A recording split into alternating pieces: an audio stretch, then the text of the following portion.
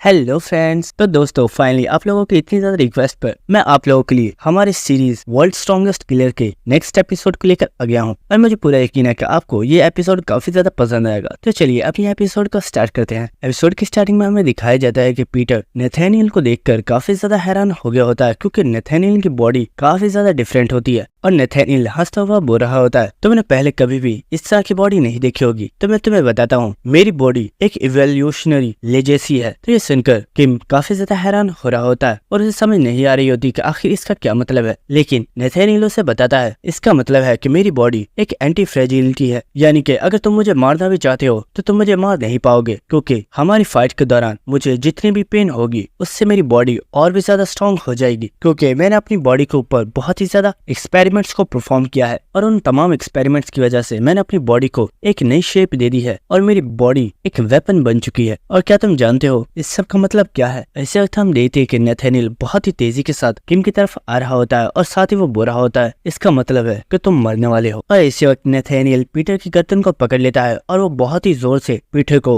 उठाकर जमीन में दे के मारता है और हम देखते हैं कि यहाँ पर काफी ज्यादा धुआं हो गया होता है। और इसी के साथ नेथानियल काफी ज्यादा हंसते हुए बोल रहा होता है, मैंने जब भी किसी भी पर्सन को अपने हाथों के साथ एक बार भी पकड़ा है वो इंसान कभी भी खुद को मेरे हाथ की ग्रिप से नहीं छुड़ा पाया है, लेकिन तुम सच में काफी ज्यादा डिफरेंट हो। और हम देखते हैं किम उसे काफी ज्यादा दूर बैठा हुआ होता है और उसे कुछ भी नहीं हुआ होता और ये देखकर नेथानियल काफी ज्यादा हैरान हो रहा होता है और वो सोच रहा होता है मैंने अपनी पूरी स्पीड के साथ किम को उसकी गर्दन से पकड़ लिया था, लेकिन किम ने बहुत ही तेज रफ्तार के साथ अपनी गर्दन को पीछे करके अपने हाथों को मेरी ग्रिप के अंदर डाल दिया और उसने बहुत ही आसानी से खुद को प्रोटेक्ट कर लिया। लेकिन आखिर किसी पर्सन की रिएक्शन स्पीड इतनी ज्यादा फास्ट कैसे हो सकती है? क्या यह सच में कोई डी रैंक हंटर है? लेकिन इसी के साथ हम पीटर को देखते हैं जो कि सोच रहा होता है एक मोमेंट के लिए तो मुझे भी लगा था कि नेथानियल ने मुझे मेरी गर्दन से पकड़ लिया है, लेकिन मैंने उसे टाइम पर डिटेक्ट कर लिया। लेकिन ये क्या, मुझे ऐसा लग रहा है कि किसी ने मेरे हाथों में बहुत ही ज्यादा सुइयों को चुबा दिया है। और इसी के साथ पीटर सोच रहा होता है नेथानियल के हाथों की ग्रिप बहुत ही ज्यादा स्ट्रॉन्ग है और उस वक्त इसने एक वॉल को तोड़ के उस एक्सपेरिमेंट को पकड़ लिया था और इसने बहुत ही आसानी से अपने हाथ की ग्रिप से ही उस एक्सपेरिमेंट के स्कल को डिस्ट्रॉय कर दिया था। इसका साफ मतलब यही है कि अगर इसने मुझे एक बार भी पकड़ लिया तो इससे बचना मेरे लिए इम्पॉसिबल हो जाएगा। और इसी के साथ हम देखते हैं कि नेथानियल काफी ज्यादा एक्साइटेड हो गया होता है और वो बोल रहा होता है किम तुम तो सच में काफी ज्यादा एक्स्ट्राऑर्डिनरी हो, मुझे लगता है तुमसे फाइट करने में काफी ज्यादा मजा आएगा। और इसी के साथ नेथानियल बोल रहा होता है किम तुम भले एक डी रैंक के हंटर हो लेकिन तुम काफी ज्यादा टैलेंटेड हो और मैंने तुम्हारी मेडिकल रिपोर्ट भी देखी थी और तुम्हारी मेडिकल रिपोर्ट को देखने के बाद मैंने अंदाजा लगाया है कि तुम्हारे अंदर एक ए रैंक किलर के जितना पोटेंशियल है और तुम बहुत ही आसानी से एक ए रैंक किलर बन जाओगे। लेकिन तुम फिर भी मुझे नहीं हरा सकते क्योंकि मैं जब भी किसी पर्सन से फाइट करता हूँ तो मेरी बॉडी और भी ज्यादा स्ट्रॉन्ग हो जाती है। लेकिन हाँ, मैं तुम्हें एक और चांस देना चाहता हूँ, अगर तुम मेरे सामने अपने घुटनों पर बैठ जाओ और एक डॉग की तरह मुझसे अपनी लाइफ की भीख मांगो तो मैं इस बारे में सोच सकता हूँ। तो ये सुनकर पीटर बोलता है मुझे लगता है मेरे पास और कोई भी रास्ता नहीं है। तो ये सुनकर नेथानियल बोलता है ओह तो फाइनली तो मेरी बात मानने के लिए तैयार हो, फिक्र मत करो, मैं तुम्हारी बॉडी को बिल्कुल भी वेस्ट नहीं जाने दूंगा और मैं तुम्हारी बॉडी के ऊपर बहुत ही अच्छे एक्सपेरिमेंट करने वाला हूँ। और इसी के साथ हमें उस ब्लाइंड लड़की को दिखाया जाता है जहाँ पर वो और उसका एक सबॉर्डिनेट किम की इस तमाम फाइट को देख रहे होते हैं और वो सबॉर्डिनेट बोल रहा होता है मास्टर आखिर ये किम कर क्या रहा है? अगर इसने यहाँ पर हार मान ली तो नेथानियल इससे हमारी इन्फॉर्मेशन भी निकाल लेगा और हमारी जान भी खतरे में पड़ जाएगी।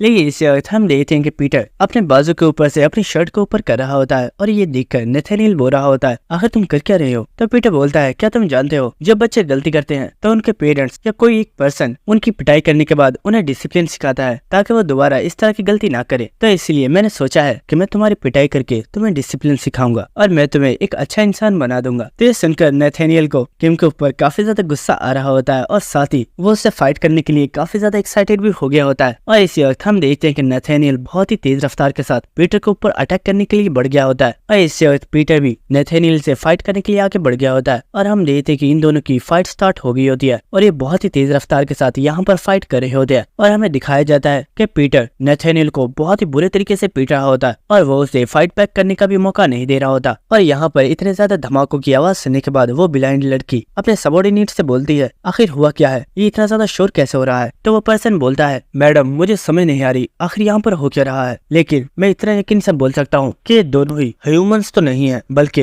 ये दोनों ही मॉन्स्टर्स है और इस वक्त दो मॉन्स्टर्स आपस में फाइट फाइट कर रहे हैं। जिसके बाद हम नेथेनियल को देखते हैं जो कि पीटर से फाइट करते हुए सोच रहा होता है किम सच में काफी ज्यादा स्ट्रॉन्ग है। मैंने सोचा नहीं था कि एक डी रैंक का किलर मुझे इस तरह टक्कर दे सकता है, लेकिन इससे हकीकत नहीं बदलने वाली और हकीकत ये है कि मुझे कोई भी नहीं हरा सकता। और हमें दिखाया जाता है कि नेथेनियल की बॉडी की पावर और भी ज्यादा इनहेंस हो गई होती है और इसी के साथ वो पीटर के साथ फाइट करना स्टार्ट कर देता है और वो हंसते हुए सोच रहा होता है मैंने अपनी पूरी लाइफ में फाइट करते हुए अपनी फाइट को कभी भी इतना ज्यादा एंजॉय नहीं किया है। और इसी के साथ वो अपनी पंचेस को किम के साथ टकराते हुए सोच रहा होता है मैंने किम की मेडिकल रिपोर्ट्स को देखा है और किम की तमाम स्टेट्स ही बहुत ही ज्यादा नॉर्मल है, जिससे साफ जाहिर है कि किम मुझे कभी भी नहीं हरा सकता। लेकिन आखिर ऐसी क्या वजह है कि किम हार मानने के लिए तैयार नहीं है और वो आखिर दम तक मुझसे फाइट करना चाहता है। लेकिन इसी के साथ नेथेनियल सोचता है शायद मुझे अब इस खेल को खत्म कर देना चाहिए। और इसी वक्त हम देखते हैं कि पीटर जब उसे किक मार रहा होता है तो नेथेनियल उसके पैर को पकड़ लेता है और वो पीटर को हवा में घुमाना स्टार्ट कर देता है और वो बहुत ही जोर से उन ट्यूब्स में देकर मारता है और पीटर काफी ज्यादा ट्यूब्स को तोड़ते हुए बहुत ही ज्यादा दूर जाकर गिर जाता है। और इसी वक्त नेथेनियल बहुत ही तेजी के साथ जंप करके किम के ऊपर अटैक करने के लिए आ रहा होता है और साथ ही वो बोल रहा होता है किम कितनी ज्यादा शर्म की बात है कि इतनी ज्यादा स्ट्रगल करने के बाद भी तुम मारे गए। और इसी वक्त वो पीटर को एक बहुत ही ज्यादा पावरफुल पंच मार देता है जिसकी वजह से एक काफी बड़ा धमाका हुआ होता है। और इसी वक्त वो सबॉर्डिनेट अपनी मैडम से बोलता है मैडम मुझे लगता है नेथेनियल ने किम को मार डाला है। और ये सुनकर वो ब्लाइंड लड़की काफी ज्यादा शॉक हो गई होती है और वो बोलती है नहीं ऐसा नहीं हो सकता। लेकिन इसी वक्त उसे पीटर की आवाज आती है जो कि बोल रहा होता है तुमने बोला कि तुम्हारी बॉडी के ऊपर कोई पर्सन जितना भी चाहे अटैक क्यों ना करे लेकिन उससे तुम्हें कोई फर्क नहीं पड़ेगा बल्कि तुम्हारी बॉडी और भी ज्यादा स्ट्रांग हो जाएगी। और इस वक्त हमें दिखाया जाता है कि किम बिल्कुल ठीक होता है क्योंकि उसने इस पंच को डॉच कर दिया होता है और वो बोलता है और तुम्हें लगता है कि तुम जब भी किसी पर्सन से फाइट करते हो तुम और भी ज्यादा स्ट्रांग हो जाते हो, लेकिन क्या तुम जानते हो जिस चीज को तुम अपने लिए एक ब्लेसिंग समझ रहे हो यही चीज तुम्हारी जान भी ले सकती है, क्योंकि मैं इतनी देर से तुम्हारी इस ब्लेसिंग के साइड इफेक्ट का ही वेट कर रहा था। और ये सुनकर नेथेनियल काफी ज्यादा शॉक हो गया होता है। और इसी के साथ हमें पता चलता है कि इस वक्त नेथेनियल की बॉडी के ऊपर जितने भी मसल्स होते हैं वो सभी बहुत ही ज्यादा हार्ड हो चुके होते हैं और नेथेनियल अपनी बॉडी को मूव नहीं कर पा रहा होता। और इसी के साथ वो काफी ज्यादा हैरान होते हुए सोच रहा होता है शिट आखिर मैंने इस चीज पर ध्यान क्यों नहीं दिया।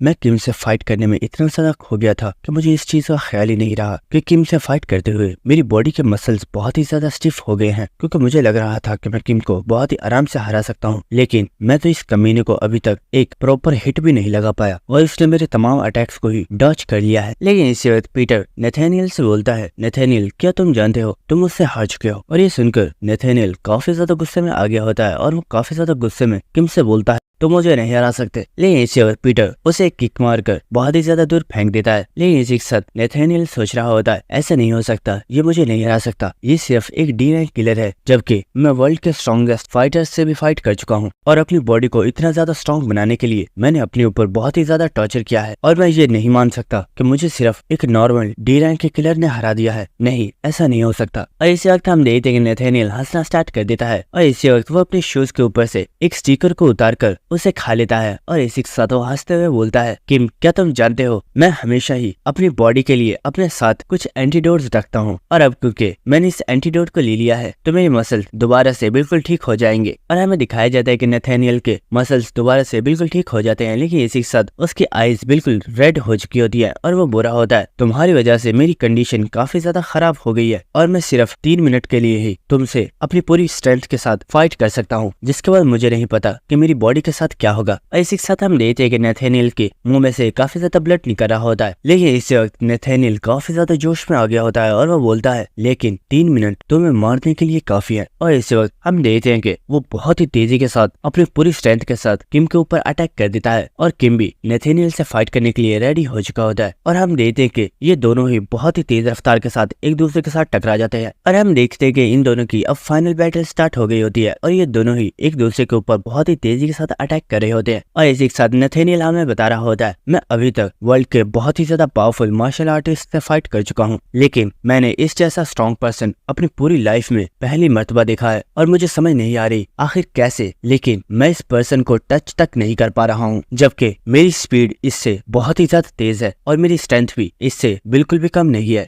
और इसी के साथ हम देखते हैं कि किम बहुत ही तेजी के साथ नेथेनियल के अटैक्स को डॉज कर रहा होता है और इसी वक्त वो नेथेनियल के सर पर एक बहुत ही जोरदार किक मारता है। और इसी के साथ नेथेनियल हमें बता रहा होता है, मैं तब से यही सोच रहा था कि किम की जो मेडिकल रिपोर्ट है उसके अंदर उसकी तमाम स्टैट्स बिल्कुल नॉर्मल है, तो आखिर किम इतना ज्यादा एक्स्ट्रा ऑर्डिनरी कैसे है। लेकिन ये चीज अब मुझे समझ आ चुकी है और मैं इस कंक्लूजन पर पहुंचा हूं कि भले ही हमारी मेडिकल रिपोर्ट्स हमारी बॉडी की तमाम स्टैट्स के बारे में बता देते हैं, लेकिन एक इंसान की मेडिकल रिपोर्ट ये नहीं बता सकती कि वो पर्सन कितना ज्यादा स्ट्रांग है। और मुझे समझ आ चुकी है कि किम की स्ट्रेंथ मुझसे बहुत ही ज्यादा है और मैं उसे नहीं हरा सकता। और क्या तुम जानते हो मुझे ऐसा क्यों लग रहा है? क्योंकि इसी के साथ हमें दिखाया जाता है कि नेथेनियल की हालत इस वक्त काफी ज्यादा खराब हो गई होती है और इसी के साथ वो सोच रहा होता है किम बहुत ही ज्यादा यंग है, लेकिन उसका एक्सपीरियंस मुझसे बहुत ही ज्यादा है और उसे फाइट करने के बाद मुझे ऐसा महसूस हो रहा है कि किम मुझसे भी ज्यादा पावरफुल लोगों से फाइट कर चुका है। और इसी वक्त हम देखते हैं कि किम बहुत ही तेजी के साथ नेथेनियल के पास आ गया होता है और वो उसे एक बहुत ही ज्यादा पावरफुल पंच मार रहा होता है। और पीटर को देखकर नेथेनियल सोच रहा होता है किम तो सच में एक मॉन्स्टर है। और इसी के साथ हमें एक प्रीवियस मेमोरी दिखाई जाती है जहाँ पर हम एक मेडिकल कॉलेज को देखते हैं जहाँ पर कोई पर्सन एक कसम खा रहा होता है और वो बोल रहा होता है, मैं वादा करता हूँ कि मैं एक बहुत ही ज्यादा बड़ा डॉक्टर बनने के बाद तमाम पेशेंट्स की हेल्प करूंगा और मैं उनकी जानों को बचाऊंगा और मैं किसी भी पर्सन को मरने नहीं दूंगा और मैं अपने फर्ज को बहुत ही अच्छे से निभाऊंगा। और हमें पता चलता है कि ये पर्सन और कोई नहीं बल्कि नेथेनियल है, जिसका असली नाम नहयोन है, जो कि 13 साल की उम्र में ही कंट्री के सबसे बड़े हॉस्पिटल में एंटर हो चुका है क्योंकि वो एक बहुत ही बड़ा जीनियस है। और इसी के साथ नेथेनियल हमें बता रहा होता है, मैं बचपन से ही बहुत ही बड़ा जीनियस था,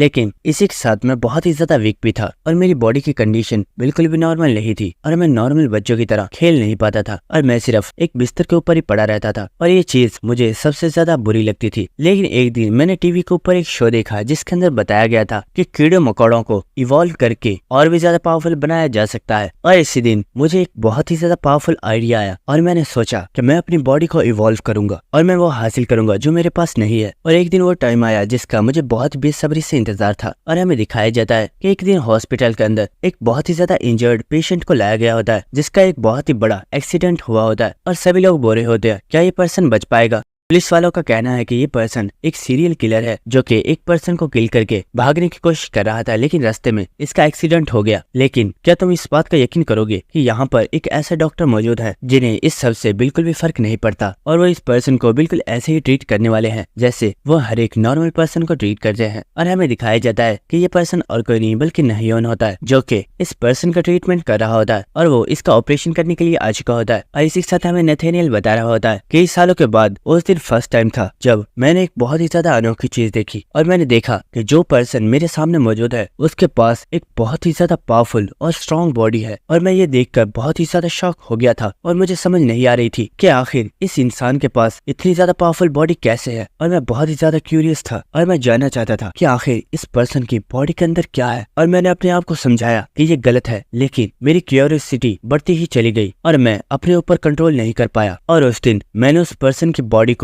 मुकम्मल तौर पर ओपन कर दिया, यहाँ तक कि मैंने उसकी बॉडी के अंदर से तमाम ऑर्गन्स को अलग अलग करके चेक किया, लेकिन इस चीज की वजह से उस पर्सन की डेथ हो गई। और उस दिन मैं बहुत ही ज्यादा घबरा गया था और इसीलिए मैं हॉस्पिटल को छोड़कर भाग गया और मैं कई सालों के लिए गायब हो गया। लेकिन इन दिनों में मैंने अपने एक्सपेरिमेंट को जारी रखा और मैं बहुत ही ज्यादा लोगों को पकड़कर ऐसे ही अपनी लैब के अंदर लाता रहा और मैं उनके ऊपर एक्सपेरिमेंट करता रहा। और फाइनली मुझे एक ऐसा तरीका मिल गया जिसके जरिए मैं अपनी बॉडी को स्ट्रॉन्ग बना सकता था। और फिर मैंने अपनी बॉडी के ऊपर एक्सपेरिमेंट करना स्टार्ट किया और फाइनली मैंने एक ऐसी पावरफुल बॉडी को हासिल कर लिया जो बहुत ही ज्यादा स्ट्रॉन्ग थी, जिसके बाद मैंने वर्ल्ड के सबसे ज्यादा पावरफुल और स्ट्रॉन्गेस्ट मार्शल आर्टिस्ट से फाइट करना स्टार्ट कर दी और मैंने उन सभी को हरा दिया। लेकिन मुझे बिल्कुल भी यकीन नहीं हो रहा कि मेरे 30 साल के एक्सपेरिमेंट आज मुकम्मल तौर पर वेस्ट हो चुके हैं। और इसी वक्त हम देखते हैं कि पीटर ने नेथेनियल को एक बहुत ही जोरदार किक मारी होती है और वो उसे बहुत ही ज्यादा दूर फेंक देता है। और हम देखते हैं कि लैब भी अब काफी ज्यादा डिस्ट्रॉय हो चुकी होती है और हम नेथेनियल को देखते हैं जो कि अपनी बॉडी को देखते हुए सोच रहा होता है, किम ने मेरी बॉडी को मुकम्मल तौर पर डिस्ट्रॉय कर दिया है। सच में किम के अटैक्स बहुत ही ज्यादा पावरफुल हैं, यहाँ तक कि मेरी बॉडी के अंदर मौजूद तमाम इंटरनल ऑर्गन्स डिस्ट्रॉय हो चुके हैं और मैं भी समझ चुका हूँ कि यही मेरा एंड है। और इसी वक्त पीटर भी नेथेनियल के पास आ चुका होता है और वो बोलता है अपनी बॉडी को मूव मत करो, अगर तुम अपनी बॉडी को मूव करोगे तो इतनी जल्दी ही तुम्हारी डेथ हो जाएगी। तो ये सुनकर नेथेनियल बोलता है, हाँ मैं जानता हूँ, लेकिन किम मुझे अभी तक ये समझ नहीं आई है कि आखिर ऐसी क्या वजह है कि तुम इतने ज्यादा स्ट्रांग हो, जबकि मेरी एज भी तुमसे बहुत ही ज्यादा है और मैंने पूरे 30 साल तक इन्हीं चीजों पर एक्सपेरिमेंट किए हैं और तब जाकर मैंने अपनी बॉडी को इतना स्ट्रांग बनाया था। लेकिन आखिर क्या वजह है तुम इतने ज्यादा स्ट्रांग हो? तो नेथेनियल की बात सुनकर पीटर बोलता है, वेल अगर मैं तुम्हें इस बारे में बताऊं भी तो तुम्हें समझ तो नहीं आएगी, लेकिन फिर भी चलो मैं तुम्हें इस बारे में बता ही देता हूँ। इसी के साथ पीटर वहाँ से मुड़ जाता है और वह जाते हुए बोलता है, तुम्हें लगता था कि तुम्हारा एक्सपीरियंस मुझसे ज्यादा है, लेकिन तुम नहीं जानते जिस चीज को तुम एक्सपीरियंस कहते हो वो एक्सपीरियंस नहीं है, बल्कि 70 ईयर्स में जो चीजें मैंने बर्दाश्त की है असली एक्सपीरियंस उसे ही कहा जाता है। जिसके बाद किम वहाँ से चला जाता है और किम की ये बात सुनकर नेथेनियल काफी ज्यादा हैरान हो गया होता है और वह सोच रहा होता है, क्या 70 ईयर्स? मैं इस बारे में जानता हूँ। जब पीटर को ऑर्फनेज में लाया गया था तो उसकी एज सिर्फ 10 ईयर थी, जिसके बाद पीटर ने 70 ईयर्स तक किलर के काम को किया है। कहीं इसका मतलब ये तो नहीं? और इसी के साथ नेथेनियल बोल रहा होता है, अगर मैं एक डॉक्टर के पॉइंट ऑफ व्यू से देखूं तो ये तो बिल्कुल इम्पॉसिबल है, लेकिन और इसी के साथ वो हंसते हुए बोलता है, पीटर तुमसे फाइट करके काफी ज्यादा अच्छा लगा। और इसी के साथ नेथेनियल की यहीं पर डेथ हो जाती है। जिसके बाद कहानी सुनाने वाले की तरफ से हमें बताया जाता है, जब ग्लोरी हॉस्पिटल के लोगों ने इस हॉस्पिटल की सिचुएशन को देखा था तो वो लोग बहुत ही ज्यादा हैरान थे, लेकिन उन लोगों ने पूरे हॉस्पिटल को क्लीन करवा दिया और ये इन्फॉर्मेशन हॉस्पिटल में से लीक नहीं की जाएगी। लेकिन यहाँ पर किसी भी पर्सन को कोई भी सबूत नहीं मिल पाया है और वो लोग इसी कंक्लूजन पर पहुंचे हैं कि इन सभी लोगों को पीटर ने ही किल किया है। इसके बाद हमें नेक्स्ट सीन दिखाया जाता है जहाँ पर हम एक गाड़ी को देखते हैं और इसी के साथ जे बोल रहा होता है, टीचर मैं आपसे ये पूछना चाहता था, क्योंकि अब तो हम हॉस्पिटल से भी वापस आ चुके हैं, तो क्या आप हमें कोई ऐसा तरीका बता सकते हो कि जिसके जरिए हम तेजी से अपनी रैंक को अप कर सकें? तो ये सुनकर उनका टीचर बोल रहा होता है, इडियट्स क्या तुम्हें सच में लगता है कि एक किलर की रैंक को अप करना इतना ज्यादा आसान है? और तुम जैसे इडियट्स तो अपनी पूरी लाइफ भी अपनी रैंक को अप नहीं कर सकते। तो ये सुनकर हॉन्ग बोल रहा होता है, टीचर आप तो हमारी कुछ ज्यादा ही बेइज्जती कर रहे हो, लेकिन हम लोग इतने बुरे भी नहीं है, हम लोग काफी टाइम से काफी अच्छे से ट्रेनिंग कर रहे हैं और मुझे लगता है कि अपनी रैंक को अप करने के लिए अब हम काबिल हो चुके हैं। और इसी के साथ जे बोलता है, यूना आखिर तुम इस बारे में क्या कहती हो, क्या मैं ठीक कह रहा हूँ ना? तो ये सुनकर यूना भी बोल देती है, हाँ तुम ठीक कह रहे हो, और वो बहुत ही खामोशी से बैठी हुई होती है। और हम देखते हैं कि उसके पास ही पीटर भी बैठा हुआ होता है जो कि यूना को ही देख रहा होता है। और इसी के साथ यूना सोच रही होती है, सब चीजें काफी अच्छे तरीके से खत्म हो चुकी हैं, लेकिन आखिर मैं इतनी ज्यादा सैड क्यों हूँ? क्या इसकी वजह यह है कि मैं अपने भाई को नहीं बचा पाऊंगी? और इसी के साथ हमें एक प्रीवियस में भी दिखाई जाती है जहाँ पर नेथेनियल यूना से बोल रहा होता है, तो फिक्र मत करो, मेरे पास एक ऐसी मेडिसिन मौजूद है जिसके जरिए तुम्हारे भाई को रिकवर किया जा सकता है, लेकिन उस मेडिसिन के एक इंजेक्शन की प्राइस $4.5 बिलियन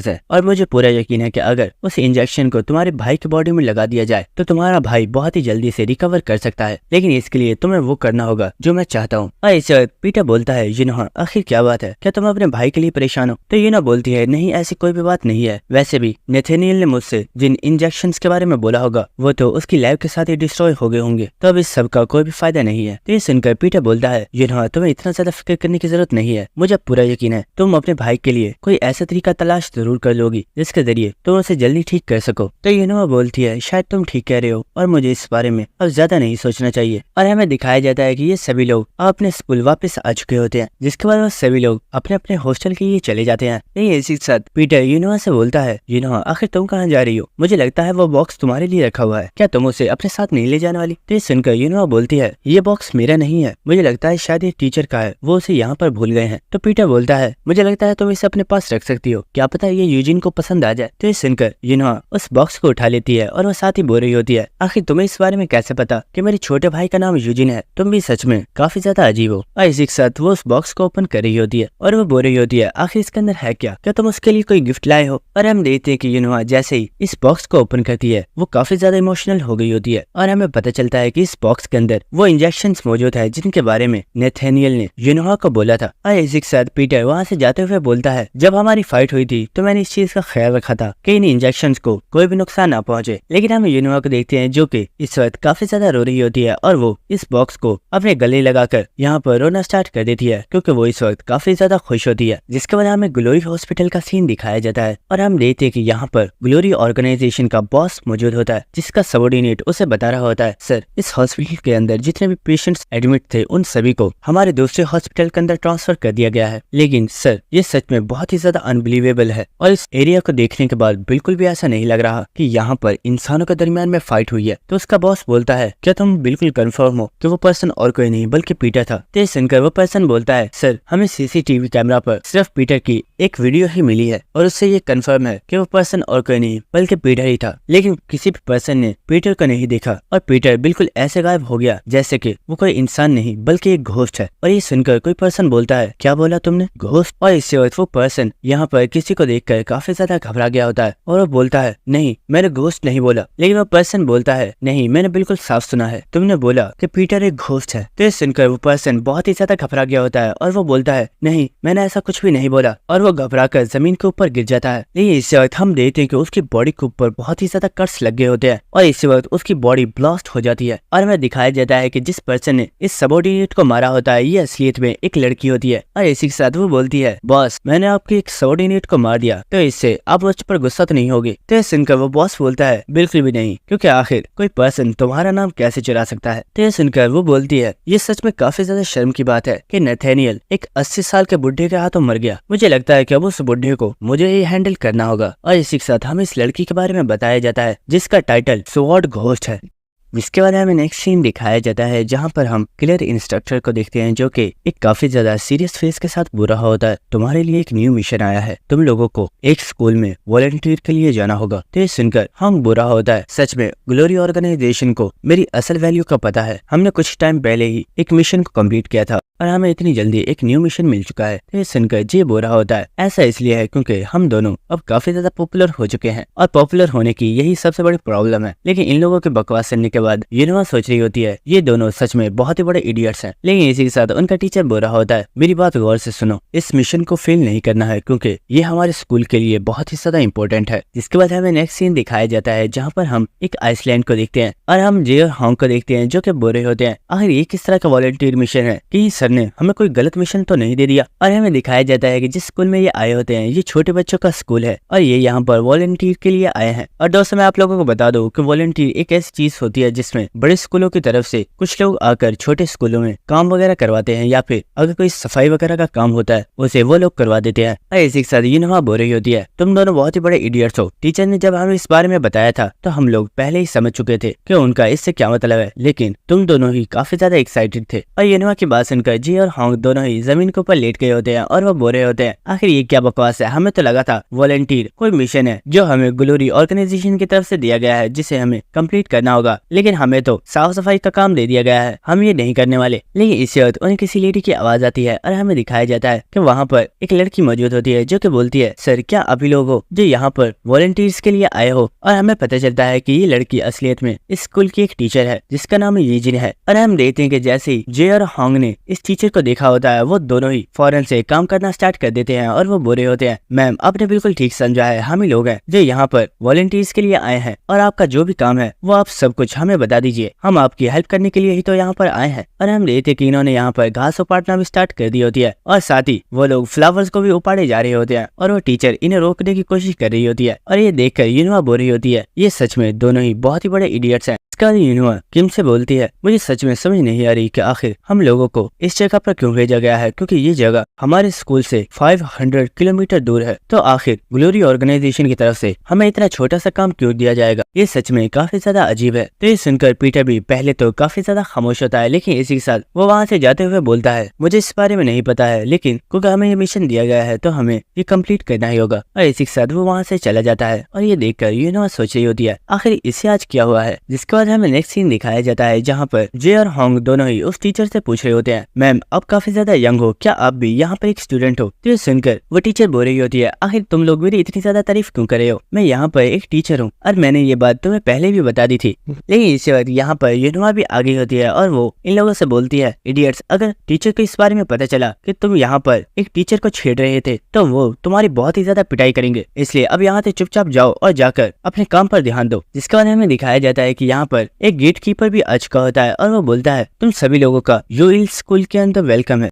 इसी के साथ वो काफी ज्यादा हंसना स्टार्ट कर देता है और हमें दिखाया जाता है कि वो पीटर और यूनिवा से बातें कर रहा होता है और वो बोल रहा होता है, तुम लोगों को ये जानकर काफी ज्यादा हैरानी होगी कि इस पूरे आइसलैंड पर सिर्फ एक ही स्कूल मौजूद है। और ये बोलने के बाद वो दोबारा से काफी ज्यादा हंसना स्टार्ट कर देता है और ये देखकर यूनिवा बोल रही होती है, सर क्या आप हंसना बंद करोगे, आप काफी ज्यादा अजीब लग रहे हो। लेकिन इसी के साथ वो हंसते हुए उनसे बोल रहा होता है, स्कूल के पीछे काफी ज्यादा क्लीनिंग का काम बचा हुआ है, चलो मैं तुम्हें वो जगह दिखा देता हूँ ताकि तुम लोग वहाँ पर सफाई कर सको। और इसी के साथ वो वहाँ से जाने लगता है और इसे देखकर यूनवा सोच रही होती है ये पर्सन काफी ज्यादा स्ट्रेंज है और पता नहीं कि ये इडियट है या फिर ये इडियट होने का दिखावा कर रहा है। लेकिन इसी वक्त हमें दिखाया जाता है कि यहाँ पर कुछ लोग आ चुके होते हैं जिनमें से एक पर्सन बोल रहा होता है आखिर तुम और कितने टाइम में रेंट देने वाले हो। तो ये सुनकर वो गेट कीपर बोल रहा होता है सर आप यहाँ की हालत देख ही सकते हो, हम लोग तो यहाँ पर स्कूल के फैंस को भी ऑन नहीं करते क्योंकि हमारे पास लाइट का बिल देने के लिए भी पैसे नहीं है और आप हमसे स्कूल का रेंट लेने के लिए आगे हो। तो ये सुनकर वो पर्सन बोल रहा होता है तो बेवकूफ आखिर इसमें हम क्या करें, अगर तुम्हारे पास पैसे नहीं है तो तुम इस जगह को खाली क्यों नहीं कर देते। लेकिन इसी वक्त वो गेट कीपर उन्हें एक बहुत ही बड़ी बास्केट देते हुए बोलता है सर आप इतनी फिक्र क्यों कर रहे हो, हमने आपके लिए एक गिफ्ट तैयार करके रखा हुआ है, आप इसे रख सकते हो। तो ये सुनकर वो लोग काफी ज्यादा खुश हो गए होते हैं और वो बोल रहे होते हैं आखिर इस गिफ्ट के अंदर ऐसा क्या है, जरा दिखाओ तो। और हम देखते हैं कि इस गिफ्ट के अंदर इस पर्सन ने काफी ज्यादा आलू रखे हुए होते हैं और वो बोल रहा होता है इन आलूओं को मैंने अपने घर पर उगाया है, ये काफी ज्यादा टेस्टी हैं, आप लोगों को ये काफी ज्यादा पसंद आएंगे। तो ये सुनकर वो पर्सन गुस्से में उस बास्केट को उस गेट कीपर के ऊपर फेंक देता है और वो बोलता है बेवकूफ गेट कीपर क्या तू हमारे साथ मजाक कर रहा है। और ये देखकर वो टीचर बोल रही होती है सर आखिर आप ऐसा कैसे कर सकते हैं, आप किसी भी पर्सन को ऐसे हिट नहीं कर सकते। और इसके बाद यूनवा किम से बोलती है किम तुम्हें इस मामले में पढ़ने की जरूरत नहीं है। तो किम बोलता है लेकिन मैंने तो कुछ बोला ही नहीं। तो यूनवा बोलती है मैं जानती हूँ तुम खुद को इस मामले में इन्वॉल्व कर लोगे, लेकिन हमें टीचर ने बोला है क्या हमें वहाँ पर कोई भी ट्रबल पैदा करने की जरूरत नहीं है। इसके बाद हम उस टीचर को देखते हैं जो कि बोल रही होती है सर हमने आपको बोला हुआ है कि हम बहुत ही जल्दी आप लोगों का रेंट पे कर देंगे, तो आखिर आप क्यों हमें बार बार इस तरह परेशान करने के लिए आ जाते हो। लेकिन इसी के साथ वो पर्सन बोलता है ओए टीचर तुम तो काफी ज्यादा ब्यूटीफुल हो, आखिर तुम्हारी जैसी ब्यूटीफुल लेडी इस स्कूल के अंदर क्या कर रही है। लेकिन इसी वक्त हम देखते हैं कि यहाँ पर होंग आ गया होता है जो कि उस पर्सन के मुंह में से उस सिगरेट को गिरा देता है और वो बोलता है ओए बेवकूफ क्या तुम्हें पता नहीं है कि ये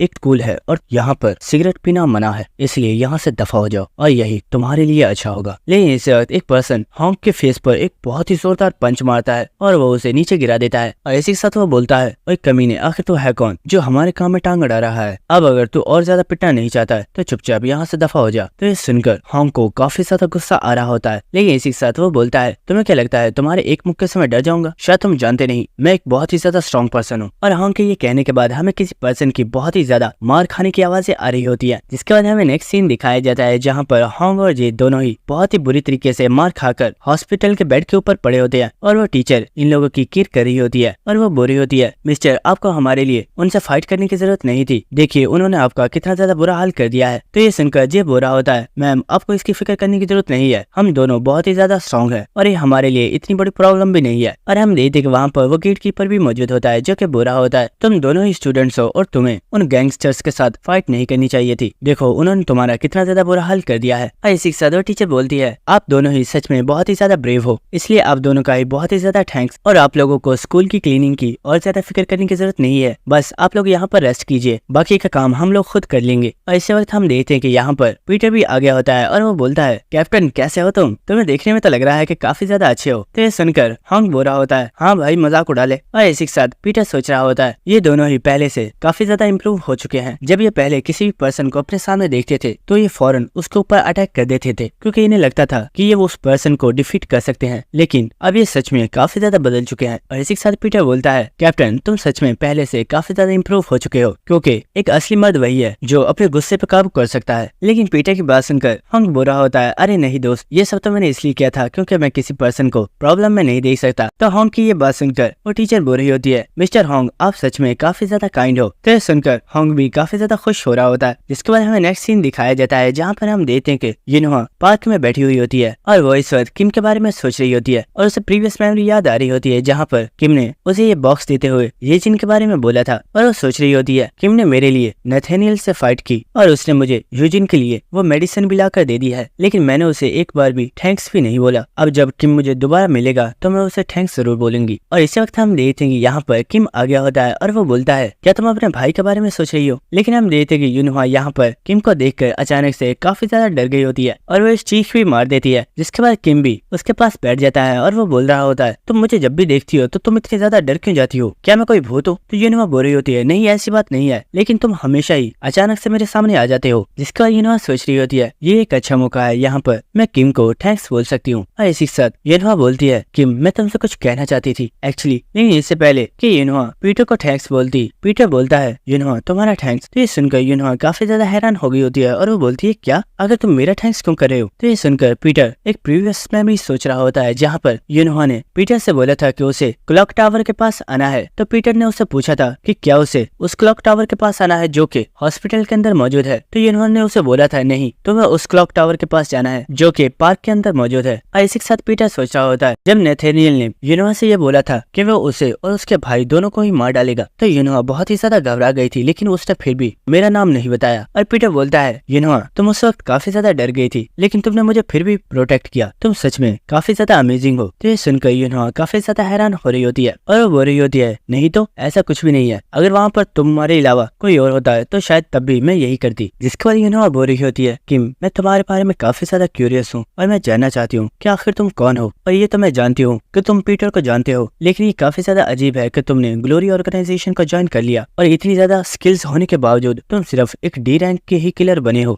और यहाँ तक कि तुमने तो नेथेनियल को भी अकेले ही खत्म कर दिया। तो ये सुनकर किम बोल रहा होता है यूनोवा मैं जानता हूँ तुम मेरे बारे में जानना चाहती हो, लेकिन फिक्र मत करो, जब सही टाइम आएगा तो मैं अपने बारे में तुम्हें जरूर बताऊंगा। तो ये सुनकर यूनोवा पहले तो खामोश हो गई होती है, लेकिन इसी के साथ वो बोलती है किम थैंक्स। तो ये सुनकर किम बोलता है क्या, आखिर तुमने क्या बोला। तो ये सुनकर यूनोवा काफी ज्यादा गुस्सा कर रही होती है और वो बोल रही होती है क्या तुम्हें ये सुनाई नहीं दिया, मैंने अभी तुम्हें थैंक्स बोला। तो किम बोलता है क्या। तो यूनोवा बोलती है मैंने कहा ना थैंक्स। तो किम बोलता है ओ तो तुमने मुझे थैंक्स बोला, सॉरी मुझे सुना ही नहीं दिया था। तो ये सुनकर यूनोवा काफी ज्यादा गुस्से में चिल्लाकर बोलती है ठीक है तो मैं तुम्हें दोबारा बोलती हूँ थैंक्स। और ये सुनकर पीटर काफी ज्यादा हैरान हो गया होता है और वो बोलता है अच्छा वो तो ठीक है, लेकिन तुम थैंक्स इतना ज्यादा गुस्से में क्यों कह रही हो। तो ये सुनकर यूनोवा गुस्से में वहाँ से जा रही होती है और साथ ही वो शर्माते हुए बोल रही होती है तुम सच में एक इडियट हो, मैं जानती हूँ तुमने ये सब कुछ जानबूझकर किया है। और वो दौड़ते हुए वहाँ से चली जाती है और ये देखकर किम बोल रहा होता है इसे देखने में तो लग रहा है कि इसका मूड अब बिल्कुल फ्रेश हो चुका है और ये अब बिल्कुल भी सैड नहीं है, इसलिए शायद अब मुझे भी यहाँ से चलना चाहिए। इसके बाद हमें नेक्स्ट सीन दिखाया जाता है कि किम स्कूल के अंदर आ चुका होता है और वो बिल्डिंग के अंदर चलते हुए कहीं पर जा रहा होता है और हम देखते हैं कि वो असलियत में उस गेट कीपर के पास आ चुका होता है और किम उससे बोलता है सर मैं थोड़ा फ्री था, क्या आपके पास कोई ऐसा काम है जिसमें मैं आपकी कोई हेल्प कर सकता हूँ। तो ये सुनकर वो गेट कीपर बोलता है लड़के आखिर तुम यहाँ पर क्या कर रहे हो, भले तुम बहुत ज्यादा यंग हो लेकिन तुम्हें इतना ज्यादा काम नहीं करना चाहिए और तुम्हें अपनी लाइफ को एंजॉय करना चाहिए। और इसी के साथ वो काफी ज्यादा हंसना स्टार्ट कर देता है, लेकिन किम उसका कोई भी जवाब नहीं दे रहा होता और वो खामोशी से खड़ा होता है। और इसी के साथ किम वहाँ से जाते हुए बोलता है ठीक है अगर आपके पास कोई भी काम नहीं है तो शायद मुझे यहाँ से चलना चाहिए। और हम देखते हैं कि जब किम वहाँ से जा रहा होता है तो वो गेट कीपर खड़ा हो जाता है और वो बोलता है तुम बहुत ही ज्यादा यंग हो, लेकिन तुम्हारी बॉडी के अंदर से आने वाली ब्लड की स्मेल बहुत ही ज्यादा स्ट्रॉन्ग है, इसका मतलब ये है कि तुम एक बहुत ही ज्यादा यंग एज में एक काफी ज्यादा पावरफुल किलर बन चुके हो। और इसी के साथ हम देखते हैं कि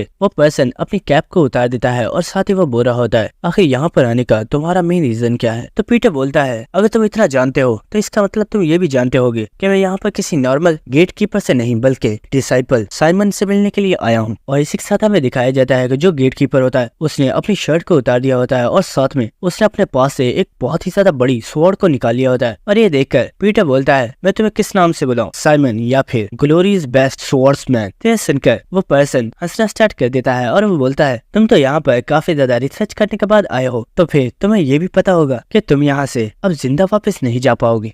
जिसके बाद कहानी सुनाने वाला हमें बता रहा होता है जब दो स्वॉर्ड्समैन के दरमियान में फाइट होती है तो एक रियल स्वॉर्डमैन को सिर्फ एक ओपनिंग की जरूरत होती है और जैसे ही उसे वो ओपनिंग मिलती है वो अपने ओपोनेंट को एक ही बार में फिनिश कर देता है। लेकिन जब डिसाइपल साइमन ने पीटर के साथ फाइट स्टार्ट की तो वो काफी ज्यादा हैरान था और उसे समझ नहीं आ रही थी कि आखिर पीटर उसके अटैक्स को इतनी आसानी से डॉज कैसे कर पा रहा है। और हमें दिखाया जाता है कि वो डिसाइपल पीटर के ऊपर बहुत ही तेजी के साथ अटैक्स कर रहा होता है, लेकिन पीटर उसके ऊपर अटैक नहीं कर रहा होता बल्कि वो बस इन अटैक्स को डॉज कर रहा होता है। लेकिन वो डिसाइपल भी बहुत ही तेज रफ्तार के साथ पीटर के ऊपर अटैक कर रहा होता है, लेकिन वो देखता है कि उसने जो अटैक किया होता है पीटर ने उसे बहुत ही आसानी के साथ डॉज कर दिया होता है। और इसी वक्त साइमन पीटर के ऊपर एक बहुत ही ज्यादा पावरफुल अटैक करता है और उसका ये अटैक काफी ज्यादा फास्ट होता है, लेकिन पीटर ने इसे भी बहुत ही आसानी से डॉज कर लिया होता है। और ये देखकर साइमन सोच रहा होता है इतने कम टाइम में इसने मेरे एक बहुत ही ज्यादा फास्ट अटैक को भी डॉज कर लिया, ये सच में अनबिलीवेबल है। जिसके बाद पीटर बोलता है कोई शक नहीं कि तुम्हें कोरिया का सबसे स्ट्रॉन्गेस्ट स्वॉर्ड मास्टर बुलाया जाता है और इसीलिए तुम्हारा टाइटल भी दी स्विलिंग स्वॉर्ड है। लेकिन इसी के साथ हम देखते हैं कि साइमन अपनी स्वॉर्ड को ऊपर उठाता है और इसी के साथ वो बोलता है मैं तुम्हें बताना चाहता हूँ कि तुम ये सुनकर बहुत ही ज्यादा खुश होगे कि आज तक मैं जिन लोगों से फाइट की है उनमें से कोई पर्सन मेरे 10 मूव्स को भी डॉज नहीं कर पाया, और जिस पर्सन ने मेरे इन 10 मूव्स को डॉज किया है उनमें से तुम दूसरे पर्सन हो। और इसी वक्त साइमन पीटर के ऊपर एक और बहुत ही तेज अटैक कर देता है, लेकिन पीटर ने इस अटैक को भी बहुत ही आसानी से डॉज कर लिया होता है। और इसी के साथ साइमन बोलता है, मैं क्रिएचर्स के बारे में नहीं जानता, लेकिन इंसानों के अंदर कुछ ऐसी हैबिट्स होती हैं जिन्हें वो कभी भी नहीं भूल पाते, और जिस तरीके से हम लोग आपस में फाइट कर रहे हैं और साथ साथ एक दूसरे से बातें भी कर रहे हैं, इस तरीके से मैंने कभी भी किसी से फाइट नहीं की, क्योंकि इस तरीके को मैं सिर्फ एक पर्सन के साथ इस्तेमाल करता हूँ।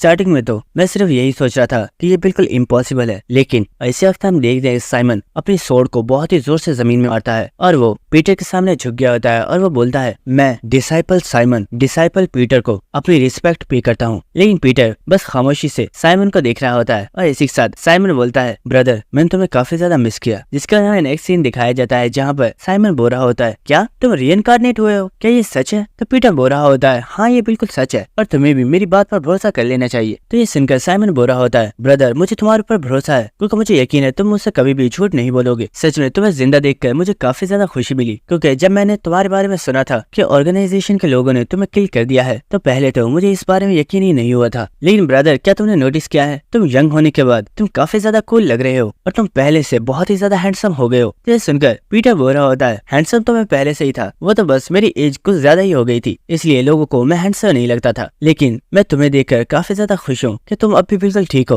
और तुम्हारी स्वॉर्ड्समैनशिप अब भी काफी ज्यादा अच्छी है। और अगर मैंने तुम्हारे अटैक्स का डॉज नहीं किया होता तो तुम तो सच में मुझे मार ही डालते। तो सुनकर साइमन हंसते हुए बोल रहा होता है, ब्रदर आखिर ये तुम क्या कह रहे हो? आखिर मैं तुम्हें नुकसान कैसे पहुंचा सकता हूँ? तुम मेरे लिए मेरे बड़े भाई जैसे हो, क्योंकि तुम ही तो वो पर्सन हो जिसने मुझे स्वॉर्ड इस्तेमाल करना सिखाया है। लेकिन मैं तुमसे ये पूछना चाहता था कि आखिर तुम यहाँ पर क्यों आए हो? तो पीटर बोलता है, क्या तुम्हें डिवाइन हॉस्पिटल और वहाँ पर मौजूद एक डॉक्टर नेथेनियल के बारे में पता है? तो साइमन बोलता है, हाँ मैं जानता हूँ, लेकिन कुछ दिनों पहले ही किसी पर्सन ने नेथेनियल को मार दिया है। मैं सच में यही सोच रहा हूँ कि आखिर इतना क्रेजी पर्सन है कौन जिसने नेथेनियल जैसे पर्सन को मार डाला। लेकिन इसी के साथ वो काफी ज्यादा शॉक हो गया होता है और वो बोलता है, ब्रदर अब ये मत कहना कि नेथेनियल को तुम ही ने मारा है। तो पीटर बोलता है, हाँ उसे मैंने ही मारा है। तो ये सुनकर साइमन काफी ज्यादा हैरान होता है और वो बोलता है, ब्रदर लेकिन आखिर तुमने उसे क्यों मारा है और तुम ये सब क्यों कर रहे हो, कहीं तुम्हारा मकसद? तो पीटर बोलता है, हाँ मेरा मकसद ग्लोरी ऑर्गेनाइजेशन को डिस्ट्रॉय करना है। तो ये सुनकर साइमन बोलता है, ब्रदर भले ही तुम बहुत ही ज्यादा स्ट्रॉन्ग हो, लेकिन तुम्हें नहीं लगता कि पूरी ऑर्गेनाइजेशन को डिस्ट्रॉय करना बहुत ही ज्यादा डेंजरस है, क्योंकि इस ग्लोरी ऑर्गेनाइजेशन में एक से एक पावरफुल और स्ट्रॉन्गेस्ट किलर्स मौजूद हैं। लेकिन इसी साथ वो बोलता है, ब्रदर मैं चाहता हूँ कि तुम मुझे भी अपने साथ रख लो, इससे मैं भी तुम्हारी हेल्प कर सकूंगा और तुम जिसे चाहोगे मैं उसे मार डालूंगा। तो पीटर बोलता है, नहीं तुम्हें कुछ भी ऐसा करने की जरूरत नहीं है, तुम बस आराम से इसी स्कूल में रहो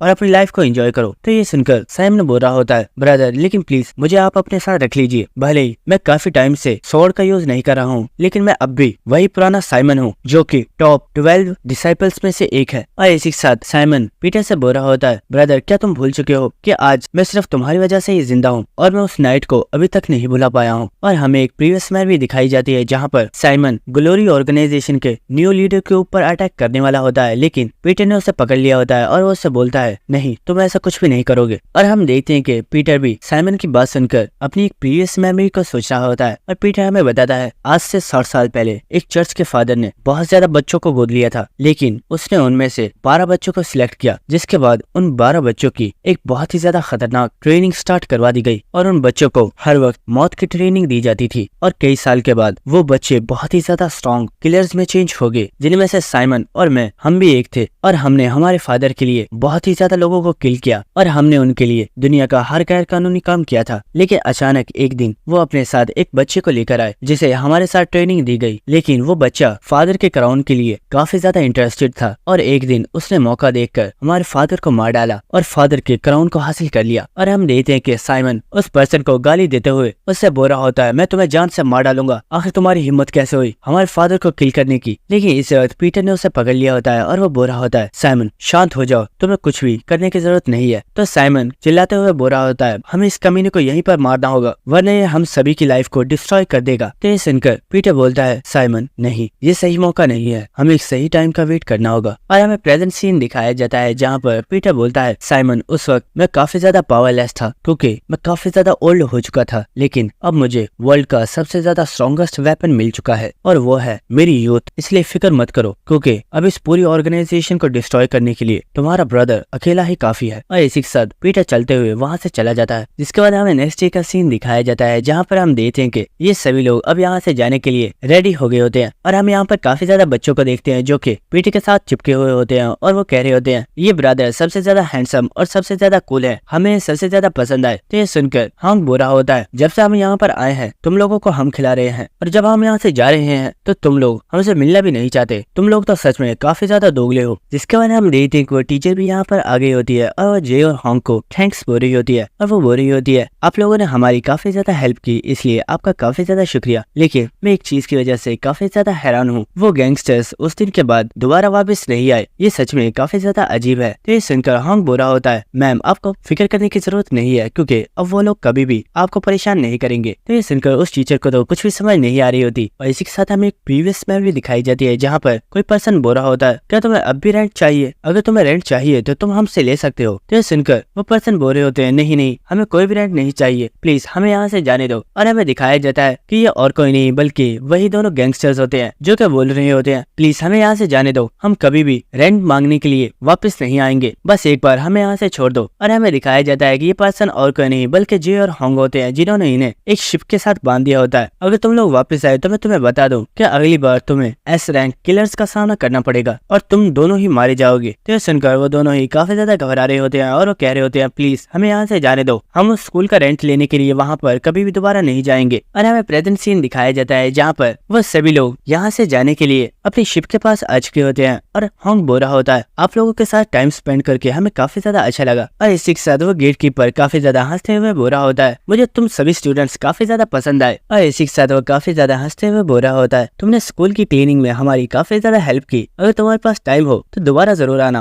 और स्कूल की क्लीनिंग में हमारी दोबारा से हेल्प करना। तो ये सुनकर यूनुआ को काफी ज्यादा गुस्सा आ रहा होता है लेकिन किम उसे पकड़ लेता है। और इसी के साथ हम देखते हैं कि जे और हांग उस टीचर से बोलते हैं, टीचर अगर आपको कभी भी कोई भी प्रॉब्लम हो तो प्लीज हमसे कांटेक्ट जरूर कीजिएगा, हम आपकी हेल्प करने के लिए फौरन यहाँ पर आ जाएंगे। तो ये सुनकर वो टीचर भी काफी ज्यादा खुश हो रही होती है। जिसके बाद साइमन पीटर के पास आ जाता है और वो बोलता है, ब्रदर अगर कभी भी तुम्हें मेरी जरूरत हो तो प्लीज हेजिटेट मत करना और मुझे कॉल कर देना, मैं फौरन तुम्हारे पास आ जाऊंगा। और भूलो मत मैं भी एक डिसाइपल हूँ और मैं तुम्हारी हर वो हेल्प करूंगा जो मैं कर सकता हूँ। तो ये सुनकर पीटर भी खुश हो गया होता है और वो बोलता है, हाँ क्यों नहीं, मुझे लगता है अब हमें चलना चाहिए। जिसके बाद हमें शाम का सीन दिखाया जाता है और इस वक्त इस आइसलैंड के ऊपर काफी ज्यादा बारिश हो रही होती है। जिसके बाद हमें स्कूल का सीन दिखाया जाता है और हम देखते हैं कि साइमन इस वक्त न्यूज़पेपर पढ़ रहा होता है लेकिन इसी वक्त वो अपनी कैप को उतार कर रख देता है और वो बोलता है, आज का दिन तो सच में काफी ज्यादा स्पेशल है, मुझे पता नहीं था कि यहाँ पर मुझसे मिलने के लिए कुछ गेस्ट भी आने वाले हैं। और हमें दिखाया जाता है कि यहाँ पर दो लोग आ चुके होते हैं जिनमें से जो लड़की होती है वो बोल रही होती है, तो तुम यहाँ पर छुपे हुए थे, अच्छा मुझे ये बताओ मैं तुम्हें क्या बुलाऊं, डिसाइपल साइमन द स्विर्लिंग स्वॉर्ड या कोरियाज बेस्ट स्वॉर्ड्समैन, इनमें से कौन सा नाम है जो तुम्हें सबसे ज्यादा सूट करता है? तो ये सुनकर साइमन बोलता है, एक वुमेन जो स्वॉर्ड यूज करती है और साथ में उसके साथ एक बहुत ही ज्यादा पावरफुल बॉडीगार्ड जिसके बारे में कोई भी नहीं जानता, तो इसका मतलब है तुम और कोई नहीं बल्कि तुम हो ग्लोरी की न्यू फेक साइमन जो कि जापान की सबसे स्ट्रॉन्गेस्ट स्वॉर्ड वुमेन है, दी स्वॉर्ड घोस्ट। तो ये सुनकर वो लड़की बोलती है, साइमन तुम तो मेरे बारे में काफी कुछ जानते हो, तो क्या तुम उससे फाइट करने के लिए एक्साइटेड हो? तो ये सुनकर साइमन बोल रहा होता है, आखिर यहाँ पर आने का तुम्हारा पर्पस क्या है? क्या तुम मुझसे फाइट करके मेरी टाइटल को मुझसे लेने के लिए आई हो? तो ये सुनकर स्वॉर्ड घोस्ट बोलती है, मैं सिर्फ यहाँ पर आई हूँ क्योंकि तुम्हें पकड़ने के बाद मुझे बहुत ही ज्यादा पैसे दिए जाएंगे। तो ये सुनकर साइमन बोल रहा होता है, मुझे लगता है तुमने यहाँ पर आकर काफी बड़ी गलती कर दी है, या फिर क्या तुम्हें सच में लगता है कि तुम इतनी ज्यादा स्ट्रॉन्ग हो चुकी हो कि तुम मुझे हरा सकती हो? और हम देखते हैं कि साइमन ने अपनी स्वॉर्ड को निकाल लिया होता है और इसी के साथ साइमन अपने स्वॉर्ड स्टाइल में आ चुका होता है और साथ ही वो फाइट के लिए रेडी हो चुका होता है।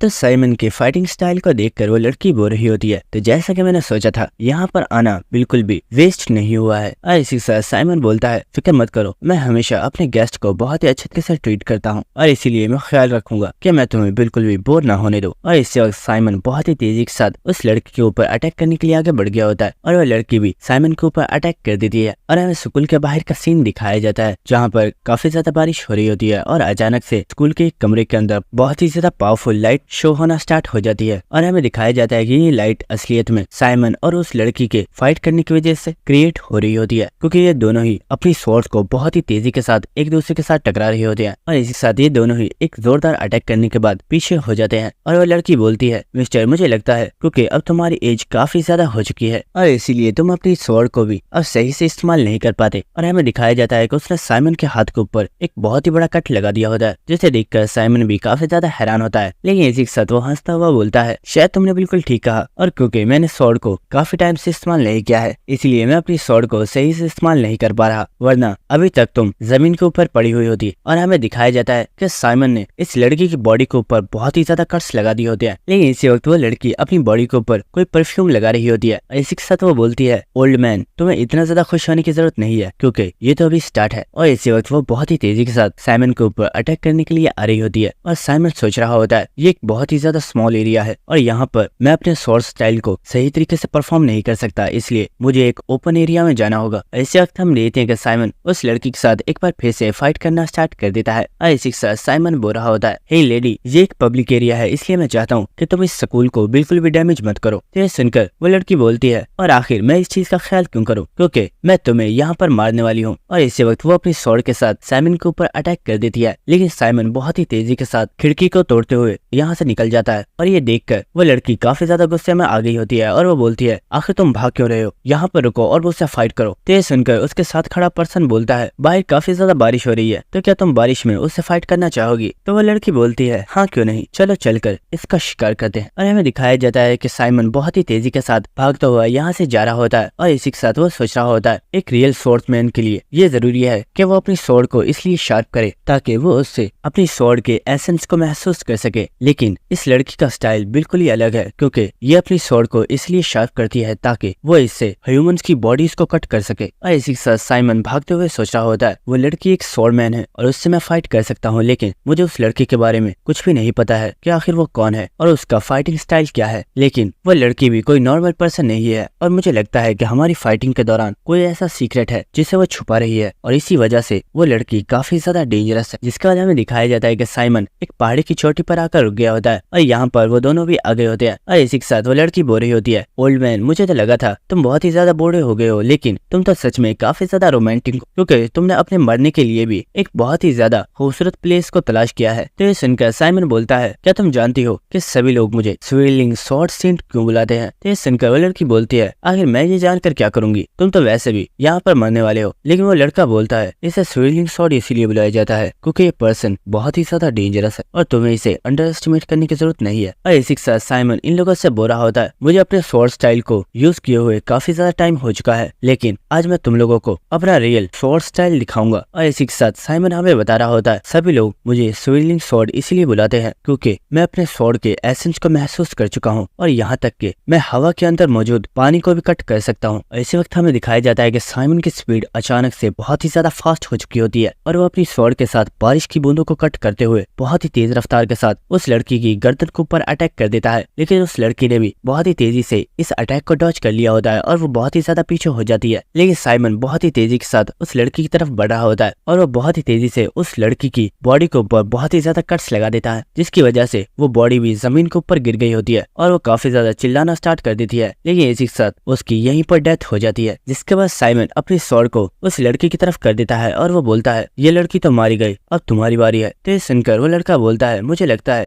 तुम्हारी ड्रग का इस्तेमाल इसके ऊपर होना स्टार्ट हो गया है। तो ये सुनकर साइमन काफी ज्यादा हैरान हो गया होता है और वो बोलता है, आखिर तुम कहना क्या चाहते हो। लेकिन इसी वक्त उसे कुछ महसूस होता है और वो देखता है कि उसके पेट के ऊपर एक बहुत ही बड़ा टक लगा हुआ होता है और ये देखकर साइमन काफी ज्यादा हैरान होता है और वो सोच रहा होता है, आखिर मेरी बॉडी के ऊपर कट कैसे लगा जबकि मैंने तो इस लड़की को अटैक करने का भी मौका नहीं दिया। और इसी वक्त हम देखते हैं कि वो लड़की साइमन के सामने ही खड़ी हुई होती है और वो बोलती है, ओल्ड मैन आखिर तुम कहाँ पर देख रहे हो, मैं तो यहीं पर मौजूद हूँ। और इस लड़की की आवाज सुनकर साइमन काफी काफी ज्यादा हैरान हो गया होता है, मैंने तो इस लड़की को अभी जान से मार डाला था, तो ये जिंदा कैसे है। लेकिन इसी के साथ हम देखते हैं कि साइमन को हेलुसिनेशन होना स्टार्ट हो गई होती है और उसे ऐसा लग रहा होता है कि उसके सामने कोई लड़की मौजूद नहीं है, बल्कि उसके सामने एक घोस्ट खड़ा है। लेकिन इसी के साथ साइमन को याद आता है कि उस लड़की ने अपनी बॉडी के ऊपर कोई परफ्यूम लगाया था, जिसे साइमन ने भी स्मेल कर लिया था। और साइमन बोलता है, ओह, तो मुझे अब समझ आया है कि उस वक्त जो तुमने परफ्यूम यूज किया था वो असलियत में एक खतरनाक ड्रग थी, जिसका असर मेरे दिमाग के ऊपर हो रहा है। लेकिन क्या तुम्हें सच में लगता है कि इस तरह के ट्रिक्स इस्तेमाल करने के बाद तुम मुझे हरा सकती हो? और इसी वक्त साइमन अपनी आईज को क्लोज कर लेता है और वो सोच रहा होता है, अगर मैं इस लड़की की आवाज को सुनता हूँ तो मैं इसकी आवाज को सुनने के बाद इसके साथ फाइट कर सकता हूँ और इस तरह मुझे इस लड़की को देखने की जरूरत नहीं पड़ेगी। और इसी के साथ साइमन एक बार फिर से अपनी टेक्निक को यूज करते हुए बहुत ही तेज रफ्तार के साथ उस लड़की को ऊपर अटैक कर देता है। और इसी के साथ वो लड़की सोच रही होती है, अगर इसे देखा जाए तो ये पर्सन सच में बहुत ही ज्यादा पावरफुल है और शायद इसीलिए इसे कोरिया का सबसे ज्यादा स्ट्रॉन्गेस्ट स्वॉर्ड मास्टर बुलाया जाता था। लेकिन आज इसे इस हालत में देखने के बाद मुझे इसके ऊपर काफी ज्यादा हंसी आ रही है। और हमें दिखाया जाता है कि साइमन असलियत में हवा में ही अपनी स्वॉर्ड को घुमा रहा होता है, क्योंकि उसे कुछ भी समझ नहीं आ रही होती। और साइमन भी इस चीज की वजह से काफी ज्यादा परेशान होता है, क्योंकि उसे समझ नहीं आ रही होती कि आखिर वो लड़की कहाँ पर है। और वो सोच रहा होता है, आखिर ये मेरे साथ हो क्या रहा है, मेरी कोई भी सेंसेस सही तरीके से काम नहीं कर रही। और ये देखकर वो लड़की काफी ज्यादा हंसना स्टार्ट कर देती है और इसी के साथ वो बोलती है, मुझे लगता है शायद तुम मेरे बारे में भूल चुके हो कि सभी लोग मुझे स्वॉर्ड घोस्ट बुलाते हैं और ये नाम मुझे सिर्फ ऐसे ही नहीं मिला है। और इसी वक्त वो लड़की दोबारा से अपनी स्वॉर्ड को निकाल लेती है और इसी के साथ वो साइमन के ऊपर एक बहुत ही ज्यादा खतरनाक अटैक कर देती है, जिसके बाद हमें ग्लोरी स्कूल का सीन दिखाया जाता है। और इसी के साथ हमें हॉन्ग को दिखाया जाता है, जो कि इस वक्त काफी ज्यादा सैड होता है और वो बोरा होता है। दोस्तों, क्या तुम मुझे इस बारे में बता सकते हो कि क्या जब हम किसी पर्सन से प्यार करते हैं तो क्या हमें प्यार के बदले में सिर्फ इंतजार मिलता है? तो ये सुनकर यूनोवा बोल रही होती है, आखिर तुम कहना क्या चाहते हो, क्या तुम सही से नहीं बता सकते? तो हॉन्ग उन्हें अपना मोबाइल दिखाते हुए बोलता है, मैं टीचर को काफी टाइम से मैसेजेस कर रहा हूँ, लेकिन उन्होंने मेरे एक भी मैसेज का रिप्लाई नहीं किया। तो ये देखकर यूनोवा चिल्लाकर बोलती है, इडियट, आखिर तुम उस टीचर को मैसेज क्यों कर रहे हो? अगर तुम इस तरीके से उसे मैसेजेस करते रहोगे तो वो तुमसे बात क्यों करेगी? लेकिन ये सुनकर हॉन्ग उसे दूसरे मैसेजेस दिखाता है और वो बोलता है, यूनोवा तुम गलत कह रही हो, देखो मैं पहले भी टीचर को मैसेजेस कर रहा था और हमारी काफी अच्छे तरीके से कन्वर्सेशन हो रही थी, लेकिन काफी टाइम से टीचर का कोई भी रिप्लाई नहीं आया है, इसलिए मुझे उसकी काफी ज्यादा फिक्र हो रही है। और इसी के साथ वो बोलता है, और हाँ, टीचर ने मुझे एक पिक्चर भी सेंड की थी और उस पिक्चर को सेंड करने के बाद उसका कोई भी रिप्लाई नहीं आया। और इस पिक्चर को किम ने भी देख लिया होता है और वो इसे देखकर काफी ज्यादा हैरान होता है। लेकिन इसी के साथ हम को देखते हैं, जो कि यूनोवा से हो रहा होता है, यूनोवा क्या तुम मुझे बताओगी कि लड़कियों को क्या चीजें पसंद है? लेकिन इसी के साथ वो बोलता है, ओए जी, मैंने भी किसी से पूछ लिया, ये तो एक लड़की है ही नहीं, बल्कि ये तो एक लड़का है। तो ये सुनकर यूनोवा को काफी ज्यादा गुस्सा आ रहा होता है और वो बोल रही होती है, क्या तुम मेरे हाथों से मरना चाहते हो? तो ये देखकर जे किम को आवाजें लगा रहा होता है और वो बोल रहा होता है, भाई जल्दी कर और हमारी हेल्प कर, ये लड़की तो पागल हो गई है। लेकिन किम किसी पर्सन को कॉल कर रहा होता है और हमें दोबारा से उसी आइसलैंड का सीन दिखाया जाता है। और यहाँ पर अब जीवून भी आ गई होती है और जीवून बोल रही होती है, सीनियर, आखिर ऐसी भी क्या जल्दी थी जो आपने हमें यहाँ पर बुला लिया? यहाँ पर तो आज काफी ज्यादा ठंड है और आखिर आपने हमें यहाँ पर क्यों बुलाया है? क्या कोई प्रॉब्लम है? लेकिन हम देखते हैं कि पीटर वहाँ पर एक बॉक्स को चेक कर रहा होता है और इसी के साथ जीवून बोलती है, सीनियर, आखिर हुआ क्या है? आप कोई जवाब क्यों नहीं दे रहे? सब कुछ ठीक तो है ना? लेकिन हम देखते हैं कि पीटर को इस वक्त बहुत ही ज्यादा गुस्सा आ रहा होता है और इसी के साथ पीटर को उसकी कही हुई बातें याद आ रही होती है, जहाँ पर साइमन ने उससे बोला था कि ब्रदर, तुम मुझे अपने साथ ले चलो और तुम जिसे चाहोगे मैं तुम्हारे लिए उसे किल कर दूंगा। और पीटर सोच रहा होता है, आखिर क्यों मैं साइमन को अपने साथ लेकर क्यों नहीं आया था? अगर मैं साइमन को अपने साथ ले आया होता तो उसके साथ कभी भी ऐसा नहीं होता। और हमें दिखाया जाता है कि इस बॉक्स के अंदर साइमन का कटा हुआ हाथ रखा हुआ होता है, जिसे देखकर पीटर को बहुत ही ज्यादा गुस्सा आ रहा होता है। लेकिन इस वक्त हमें काफी ज्यादा दूर मौजूद एक पर्सन को दिखाया जाता है, जो कि किसी से कॉल पर बात कर रहा होता है और वो बोल रहा होता है, मैम, जैसा आपने बोला था, मैंने उस बॉक्स को आपकी बताई हुई प्लेस पर रख दिया है और उसे लेने के लिए यहाँ पर कुछ लोग भी आ गए हैं। तो कॉल पर बात कर रहा पर्सन बोल रहा होता है, क्या उनके अंदर कोई ओल्ड पर्सन मौजूद है? तो वो पर्सन बोलता है, हाँ, यहाँ पर एक ओल्ड पर्सन तो मौजूद है, लेकिन उसके साथ यहाँ पर एक लड़की और एक यंग लड़का भी मौजूद है। क्या यहाँ पर एक यंग लड़का भी मौजूद है? तो वो बोलता है, यस मैम, यहाँ पर एक यंग लड़का भी मौजूद है। लेकिन इसी के साथ वो बोलता है, मैम एक मिनट, वो लड़का अचानक से कहीं पर गायब हो गया है और वो मुझे नजर नहीं आ रहा। तो ये सुनकर वो पर्सन बोलता है, आखिर ये तुम क्या कह रहे हो, जरा गौर से देखो। लेकिन इसी वक्त हमें दिखाया जाता है कि पीटर तो उस पर्सन के पीछे आ चुका होता है और वो उससे इसके मोबाइल को ले लेता है। और ये देखकर वो पर्सन भी काफी ज्यादा घबरा गया होता है और वो सोच रहा होता है, आखिर ये पर्सन है कौन और ये अचानक से मेरे पास कैसे आ गया? और इसी के साथ पीटर उस फोन वाले पर्सन से बोलता है, क्या तुम ग्लोरी के न्यू फेक साइमन हो? इसी के साथ हम देखते हैं कि वो पर्सन एक चाकू के साथ पीटर के ऊपर अटैक कर देता है और हमें दिखाया जाता है कि जो पर्सन फोन के ऊपर बात कर रहा होता है वो और कोई नहीं बल्कि वही लड़की है जिसने साइमन के हाथ को काटा है। और वह बोलती है, क्या तुम पीटर बात कर रहे हो? वाओ, मैं फर्स्ट टाइम वर्ल्ड के सबसे ज्यादा स्ट्रॉन्गेस्ट किलर के साथ बात कर रही हूँ। मुझे लगता है मैं काफी ज्यादा लकी हूँ। और इसी के साथ हम देखते हैं कि पीटर ने उस पर्सन को पकड़ लिया होता है और वो उसकी उंगलियों को तोड़ देता है। और इसी के साथ पीटर उससे बोलता है, तुम अपने आप को घोस्ट कहती हो ना, तो मैं तुम्हें बता दूं कि तुम्हें मारने के लिए एक रियल घोस्ट बहुत ही जल्द आने वाला है। और हम देख पा रहे होते हैं कि इस वक्त पीटर बहुत ही ज्यादा गुस्से में होता है। जिसके बाद हमें नेक्स्ट एक शिप का सीन दिखाया जाता है जहाँ पर पीटर मौजूद होता है और पीटर की ड्रेसिंग अब मुकम्मल तौर पर चेंज हो चुकी होती है। और इस वक्त पीटर जीवन के साथ बात कर रहा होता है और जीवन बोल रही होती है, सीनियर क्या आप सच में स्वॉर्ड घोस्ट की बताई हुई प्लेस पर जाने वाले हो? तो पीटर बोल रहा होता है, हाँ मुझे वहाँ पर जाना ही होगा। तो जीवन बोल रही होती है, ब्रदर तुमने जैसे बोला है मैंने उस जगह की पूरी इन्फॉर्मेशन निकाली है। जिस शिप की पिक्चर तुम्हारे पास मौजूद है ये कोई आम शिप नहीं है बल्कि ये शिप स्वॉर्ड घोस्ट की टेरिटरी है जिसके ऊपर कोई भी नॉर्मल पर्सन बिना परमिशन के नहीं जा सकता। और ये एक ऐसी जगह है जहाँ पर वर्ल्ड के सबसे ज्यादा गैर कानूनी काम किए जाते हैं। इसलिए मैं चाहती हूँ कि तुम अपना ख्याल रखना। और हाँ, एक और चीज जो मैं तुम्हें बताना चाहती हूँ कि मैंने स्वॉर्ड घोस्ट की इन्फॉर्मेशन निकाली है। वो लड़की जापान की सबसे ज्यादा स्ट्रॉन्गेस्ट स्वॉर्ड मास्टर है। और जैसे कोरिया के अंदर जो किलर ऑर्गेनाइजेशन है उसका नाम ग्लोरी है, इसी तरह जापान के अंदर भी एक किलर ऑर्गेनाइजेशन मौजूद है जिसका नाम द वेंडरिंग घोस्ट ब्लेड है, जिसके अंदर बहुत ही ज्यादा पावरफुल किलर्स मौजूद हैं। लेकिन इस पूरी ऑर्गेनाइजेशन को ही दो लोगों ने डिस्ट्रॉय कर दिया और वो दो लोग और कोई नहीं बल्कि स्वॉर्ड घोस्ट और उसका साथी था। और मेरी इन्फॉर्मेशन के हिसाब से उस दिन उन लोगों ने टोटल 2000 से भी ज्यादा लोगों को मार डाला था। लेकिन सबसे अजीब बात जिसके बारे में कोई पर्सन नहीं जानता वो ये है कि किसी भी पर्सन को वहाँ पर उन 2000 लोगों में से किसी एक की भी बॉडी नहीं मिली और कोई नहीं जानता उन बॉडीज के साथ उन दोनों ने क्या किया है। और जिस दिन उन दोनों ने उस ऑर्गेनाइजेशन को खत्म किया था उसी दिन जापान के अंदर इन दोनों को वांटेड क्रिमिनल बता दिया गया। लेकिन जैसा कि इन लोगों का नाम है घोस्ट, ये लोग उसी दिन जापान में गायब हो गए थे और अब कई सालों के बाद वो लड़की वापस आई है। और वापस आने के बाद वो कोरिया की सबसे ज्यादा स्ट्रॉन्गेस्ट स्वॉर्ड्समैन बन गई है और उसे साइमन का टाइटल दे दिया गया है। तो जीवन की बात सुनकर पीटर बोल रहा होता है, जीवन तुम्हें फिक्र करने की जरूरत नहीं है और मैं जानता हूँ कि वो जगह बहुत ही ज्यादा डेंजरस है, लेकिन स्वॉर्ड घोस्ट को भी इस चीज के बारे में पता चलना चाहिए कि उसने जिस पर्सन को नुकसान पहुंचाया है वो और कोई नहीं बल्कि मेरा भाई है और उसे इसका बदला तो चुकाना ही होगा। जिसके बाद हमें दिखाया जाता है कि पीटर के पास कोई पर्सन आ गया होता है जो कि उसके ऊपर काफी ज्यादा गुस्सा कर रहा होता है और वो बोल रहा होता है, आखिर तुम ऐसा कैसे कर सकते हो? यहाँ पर सिर्फ तुमने ही सबसे ज्यादा अच्छी ड्रेसिंग की हुई है और तुमने तो हमें सचमुच का क्लीनर ही बना दिया है। और हमें दिखाया जाता है कि ये पर्सन और कोई नहीं बल्कि हॉन्ग होता है और उसके साथ जे भी मौजूद होता है और इन दोनों ने ही इस वक्त क्लीनर के कपड़े पहने हुए होते हैं और वो चिल्लाते हुए बोल रहे होते हैं, आखिर तुमने ही एक बॉडीगार्ड के कपड़े क्यों पहने हुए हैं? हमें भी इसी तरह के सूट चाहिए। तो पीटर बोलता है, यहाँ पर आने का फैसला तुम लोगों का था, मैंने तुम लोगों को आने के लिए नहीं बोला है और क्योंकि ये जॉब मुझे दी गई थी इसलिए बॉडीगार्ड के कपड़े मैंने ही पहने हुए हैं। जिसके बाद पीटर बोलता है, तुम दोनों को यहाँ पर आने की जरूरत नहीं थी, क्या तुम जानते नहीं वहाँ पर तुम्हारी जान भी जा सकती है? तो ये सुनकर हॉन्ग बोल रहा होता है, ओए किम आखिर तुम खुद को समझते क्या हो? क्या तुम जानते नहीं हम भी किलर्स हैं और हम भी स्ट्रॉन्ग बनना चाहते हैं, इसलिए फर्क नहीं पड़ता कि हम जहाँ पर जाने वाले हैं वो जगह कितनी ज्यादा डेंजरस है। इसी वक्त हमें दिखाया जाता है कि वहाँ पर कोई पर्सन आ गया होता है जो कि बोलता है, क्या तुम लोगों ने लंच कर लिया है? अगर नहीं किया तो क्या हम सब साथ में लंच कर सकते हैं? और हमें दिखाया जाता है कि ये पर्सन और कोई नहीं बल्कि चो यूनचेंग होता है।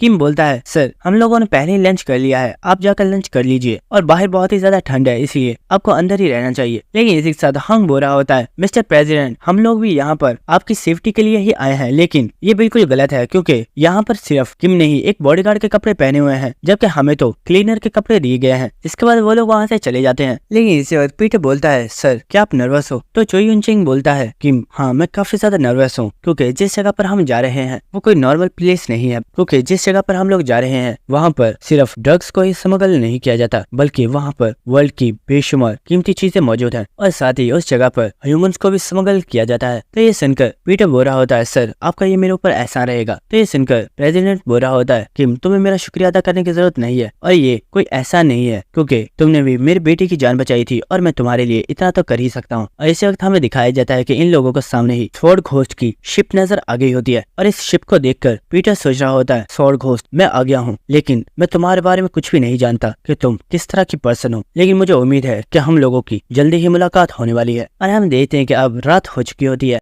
और इस बोर्ड के ऊपर काफी ज्यादा आवाजें आ रही होती है, जैसे कि इसके ऊपर एक बहुत ही बड़ी पार्टी ऑर्गेनाइज की गई है। और हम देखते हैं कि अब तमाम बोर्ड्स यहाँ पर आ चुकी होती है। जिसके बाद हमें इस बोर्ड के अंदर एक कमरे का सीन दिखाया जाता है, जहाँ पर एक पर्सन ने वेट्रेस के सर को फोड़ दिया होता है और वो बोल रहा होता है, मैंने कहा ना मुझे जरूरी काम है, इसलिए मुझे वापस जाना है। अब जाओ और जाकर अपनी बॉस को यहाँ पर बुला कर लाओ ताकि मैं टाइम पर वापस जा सकूं। इसी वक्त हमें दिखाया जाता है कि यहाँ पर चलते हुए एक लेडी आ गई होती है और इसी के साथ वो लेडी बोल रही होती है, मिस्टर प्रेसिडेंट, मुझे लगता है कि शायद आपको कुछ ज्यादा ही इम्पोर्टेंट काम है जो कि आप इतनी जल्दी में यहाँ से जाना चाहते हो। और इसी के साथ हमें स्वॉर्ड घोस्ट को दिखाया जाता है जो कि एक काफी ज्यादा यंग लड़की है। और इसी के साथ इसके पीछे इसका बॉडीगार्ड भी मौजूद होता है। जिसके बाद स्वॉर्ड घोस्ट वहाँ पर सोफे पर आकर बैठ गई होती है और वो बोल रही होती है, सर आखिर क्या बात है, क्या आप हमारी पार्टी को एंजॉय नहीं कर रहे? तो वो बोल रहा होता है, आखिर तुम्हारी पार्टी की किसको परवाह है, मैंने कहा ना मुझे इम्पोर्टेंट काम है, इसलिए मुझे वापस जाना है, अब मुझे यहाँ से वापस जाने दो। लेकिन इसी वक्त स्वॉर्ड घोस्ट उस प्रेसिडेंट के फेस के ऊपर हाथ लगाती है और वो बोलती है, सर आप तो कितने ज्यादा रूड हो, मैं आपसे कितने अच्छे से बात कर रही हूँ लेकिन आप तो मुझसे बहुत ही ज्यादा रूड तरीके से बात कर रहे हो। और इसी वक्त हम देखते हैं कि उस प्रेसिडेंट को अचानक से काफी ज्यादा पेन होना स्टार्ट हो जाती है और वो बोल रहा होता है, आखिर ये हो क्या रहा है, मेरी बॉडी के अंदर अचानक से इतनी ज्यादा पेन क्यों हो रही है, आखिर तुमने मेरे साथ क्या किया है? और वो सोफे से नीचे गिर जाता है। इस पर्सन को देखकर स्वॉर्ड घोस्ट बोल रही होती है, मिस्टर प्रेसिडेंट, तुम्हारे जैसे एनोइंग लोग मुझे बिल्कुल भी पसंद नहीं है। जिसके बाद स्वॉर्ड घोस्ट अपने बॉडीगार्ड से बोलती है, इसे उठाओ और समुद्र के अंदर फेंक दो ताकि मछलियाँ इसका डिनर कर सके। और ये सुनकर वो पर्सन भी उस गर्दन को दबाकर उसे मार डालता है। जिसके बाद वो उसे उठा लेता है और वो उसे लेकर जा रहा होता है और वो बोलता है, आखिर तुम्हें क्या लगता है क्या पीटर यहाँ पर आएगा? तो ये सुनकर वो लड़की हंसते हुए बोलती है, मुझे इस बारे में नहीं पता, लेकिन सच बताओ तो मैं पीटर का बहुत ही बेसब्री के साथ इंतजार कर रही हूँ। और इसी के साथ वो काफी ज्यादा हंसते हुए बोलती है, क्योंकि मैं पीटर को अपने हाथों से मारना चाहती हूँ और पीटर को किल करने के लिए अब तो मुझसे बिल्कुल भी वेट नहीं हो रहा है। जिसके बाद हमें नेक्स्ट सीन दिखाया जाता है जहाँ पर हॉन्ग बोल रहा होता है, जे क्या हम बिल्कुल ठीक जगह पर आए हैं? तो जे बोल रहा होता है, लगता तो यही है। और हमें दिखाया जाता है कि ये सर जिस जगह पर मौजूद होते हैं ये एक बहुत ही बड़ा क्लब होता है। और इसी के साथ हमें दिखाया जाता है कि इस शिप के अंदर एक बहुत ही बड़े क्लब के साथ एक बहुत ही बड़ा स्विमिंग पूल भी मौजूद है, एक बहुत ही ज्यादा लग्जरी होटल भी मौजूद है और यहाँ पर वर्ल्ड के तमाम बड़े बड़े रिच पीपल्स मौजूद हैं जो कि यहाँ पर अयाशियां करने के लिए आए हैं। और इसी वक्त हॉन्ग बोलता है, जे क्या तुम तैयार हो? जो हमने सोचा था हम बिल्कुल वैसा ही करेंगे। तो ये सुनकर जे बोलता है, ठीक है मैं भी इसके लिए तैयार हूँ। और हम देखते हैं कि वो लोग वहाँ पर बहुत ही तेजी के साथ सफाई करना स्टार्ट कर देते हैं। और ये देखकर एक पर्सन काफी ज्यादा खुश हो रहा होता है और वो बोल रहा होता है, वाओ लड़को तुम तो सच में क्लीनिंग करने में बहुत ही ज्यादा फास्ट हो, मैंने इतने ज्यादा फास्ट क्लीनर्स तो कभी भी नहीं देखे। और इसी वक्त वो उन दोनों को अपने पास बुलाता है और वो बोलता है, तुम लोगों ने यहाँ पर काफी ज्यादा अच्छा काम किया हुआ है, इसलिए ये लो ये तुम्हारा इनाम है। और हम देखते हैं कि हॉन्ग भी इन पैसों को ले लेता है और वो जब इन पैसों को काउंट कर रहा होता है तो वो कह रहा होता है, जी तुम्हें क्या लगता है ये कितने होंगे? मुझे लगता है ये तकरीबन $100,000 है। लेकिन इस साथ जब उन्होंने इन्हें काउंट किया होता है तो काफी ज्यादा शॉक हो गए होते हैं क्योंकि ये टोटल $1 मिलियन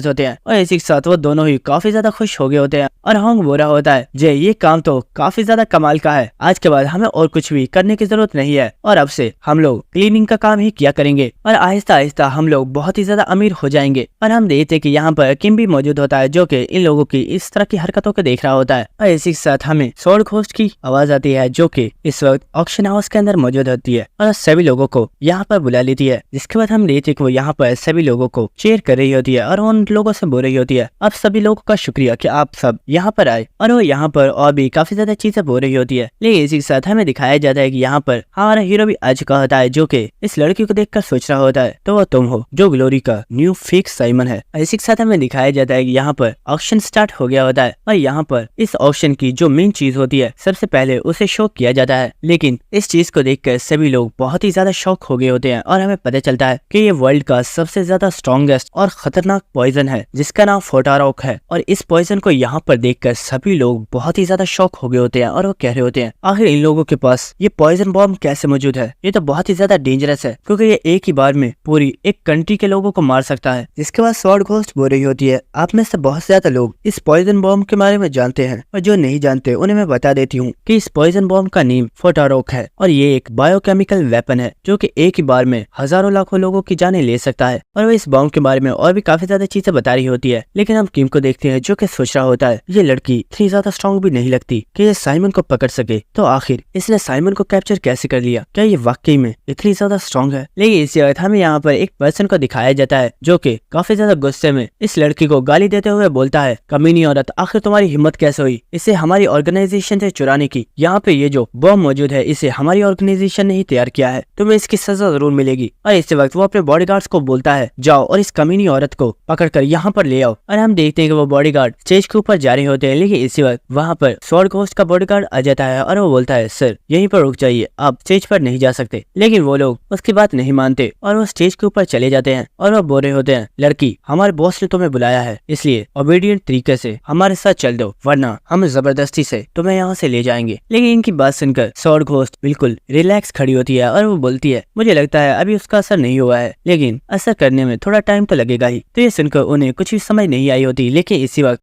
उनका चेहरा जलना स्टार्ट हो जाता है और उन्हें बहुत ही ज्यादा पेन हो रही होती है और वो दोनों बॉडीगार्ड्स ही जमीन पर गिर जाते हैं। और ये देखकर आसपास के सभी लोग बहुत ही ज्यादा हैरान हो गए होते हैं और वो कह रहे होते हैं आखिर इन लोगों को हुआ क्या है और ये इतने ज्यादा क्यों चिल्ला रहे हैं, जबकि उस लड़की ने तो यहाँ पर कुछ भी नहीं किया। और इसी के साथ हम किम को देखते हैं जो कि इस वक्त काफी ज्यादा हैरान होता है और वो सोच रहा होता है नहीं उस लड़की ने कुछ भी नहीं किया, बल्कि जब ये लोग स्टेज पर जा रहे थे तो उस बॉडीगार्ड ने इन दोनों के फेस के ऊपर हाथ लगाया था। तो क्या इसका मतलब ये है कि उसने किसी पॉइजन का इस्तेमाल किया है। और हम देखते हैं कि यहाँ पर जितने भी लोग होते हैं वो सभी काफी ज्यादा घबराए हुए होते हैं, लेकिन इसी के साथ स्वॉर्ड घोस्ट बोलती है आप में से किसी भी पर्सन को घबराने की जरूरत नहीं है, क्योंकि जब तक आप लोग हमारे रूल्स को फॉलो करते हैं यहाँ पर कोई भी पर्सन आपको कोई भी नुकसान नहीं पहुँचाएगा। तो ये सुनकर कोई भी पर्सन कुछ भी नहीं बोल रहा होता, लेकिन इसी के साथ स्वॉर्ड घोस्ट बोलती है और हाँ एक और चीज, आप सभी लोगों को लग रहा होगा कि ये बायोकेमिकल वेपन इस ऑक्शन हाउस में सबसे कीमती चीज है, लेकिन इस ऑक्शन हाउस की सबसे ज्यादा स्पेशल आइटम को अभी तक शो नहीं किया गया है। लेकिन फिक्र मत कीजिए, क्योंकि कल इसी वक्त इस शिप की सबसे ज्यादा बड़ी और इम्पोर्टेंट आइटम को आप लोगों के सामने शो किया जाएगा, लेकिन उसे देखने के बाद आप सभी लोगों के होश बिल्कुल उड़ जाएंगे। और हम देखते कि आसपास सभी लोग ये सुनकर बहुत ही ज्यादा हैरान होते हैं और आपस में बातें कर रहे होते हैं कि आखिर ऐसी भी क्या चीज है जो फोटोरॉक से भी ज्यादा इम्पोर्टेंट है। और हम देखते हैं कि किम को इस वक्त काफी ज्यादा गुस्सा आ रहा होता है और वो सोच रहा होता है आखिर ये स्वॉर्ड घोस्ट करने क्या वाली है। मुझे पूरा यकीन है साइमन इसी शिप के ऊपर मौजूद है, इसीलिए मुझे कल से पहले उसे तलाश करना होगा। जिसके बाद वो बॉडीगार्ड उस लड़की से बोलता है तुम्हें क्या लगता है क्या यहाँ पर पीटर आया होगा। तो वो लड़की बोलती है मुझे इस बारे में नहीं पता, लेकिन कल पीटर हम लोगों के सामने जरूर आएगा। जिसके बाद हमें दोबारा से चो यूनचेंग और किम का सीन दिखाया जाता है, जहाँ पर चो यूनचेंग बोल रहा होता है किम मैं इस वक्त काफी ज्यादा नर्वस हूँ और शायद इसी वजह से मुझे काफी ज्यादा भूख लग रही है, लेकिन क्या तुम जानते हो इस बोट के ऊपर इस वक्त वर्ल्ड के बहुत ही ज्यादा बड़े बड़े पावरफुल और रिच पीपल्स मौजूद हैं, लेकिन इस बोट पे जो सबसे ज्यादा पावरफुल और डेंजरस पर्सन है वो इस बोट की ओनर है। और अगर कोई पर्सन इस बोट के ऊपर जिंदा रहना चाहता है तो उसे उसी की बातों को मानना होगा, क्योंकि इस बोट के ऊपर उसी के हुक्म का सिक्का चलता है। मुझे लगता है अब हमें चलना चाहिए ताकि हम डिनर कर सकें। लेकिन इसी वक्त हमें दिखाया जाता है कि यहाँ पर स्वॉर्ड घोस्ट आ चुकी होती है और वो बोलती है मिस्टर चोई मैंने सोचा नहीं था कि आप भी यहाँ पर आएंगे, लेकिन मुझे बताइए आखिर आपको तलाश करना इतना ज्यादा डिफिकल्ट क्यों है। और इससे वक्त वो चो यूनचेंग के पास आ गई होती है और वो उसकी टाई को पकड़कर बोल रही होती है जब मैंने आपको इनवाइट किया था तब तो आप आए नहीं थे और अब आप अचानक से यहाँ पर आ गए हो, क्या मैं इसकी वजह पूछ सकती हूँ। तो सुनकर चो यूनचेंग बोल रहा होता है ऐसी कोई भी बात नहीं है और इस वक्त मुझे लगता है मेरी तबीयत थोड़ी खराब है, इसलिए मैं अभी रेस्ट करने के लिए जा रहा हूँ। और ये सुनकर स्वॉर्ड घोस्ट चो यूनचेंग के काफी ज्यादा करीब आ गई होती है और वो बोलती है मैं यहाँ पर तुम्हें डिनर के लिए इन्वाइट करने के लिए आई हूँ और तुम जाकर रेस्ट करना चाहते हो। और इसकी बात सुनकर चो यूनचेंग काफी ज्यादा घबराया हुआ होता है, लेकिन इसी वक्त हम देखते हैं कि पीटर स्वॉर्ड घोस्ट को धक्का मारकर उसे पीछे कर देता है और वो बोलता है मुझे लगता है तुमने सुना नहीं, मिस्टर चोई ने बोला है कि वो अभी रेस्ट करना चाहते हैं और वो बाद में तुमसे बात कर सकते हैं। लेकिन और इसी वक्त पीटर स्वॉर्ड घोस्ट के काफी ज्यादा करीब आ गया होता है और वो बोलता है अगर तुम्हें डिनर करने की इतनी ही ज्यादा जल्दी है तो मैं तुम्हें इसके लिए कंपनी दे सकता हूँ। और हम देखते हैं कि पीटर को इस वक्त काफी ज्यादा गुस्सा आ रहा होता है और स्वॉर्ड घोस्ट भी पीटर की ये बात सुनकर काफी ज्यादा गुस्से में आ गई होती है। और दोस्तों अगला एपिसोड बहुत ही ज्यादा खतरनाक होने वाला है, क्योंकि उसके अंदर बहुत ही ज्यादा बैडएस फाइट्स होने वाली हैं और इस एपिसोड की तरह तुम लोगों को नेक्स्ट एपिसोड में भी बहुत ही ज्यादा मजा आने वाला है, तो इसलिए उसे बिल्कुल भी स्किप मत करना। तो मिलते हैं आप सबसे नेक्स्ट एपिसोड में, तब तक के लिए bye bye and stay connected. Thank you.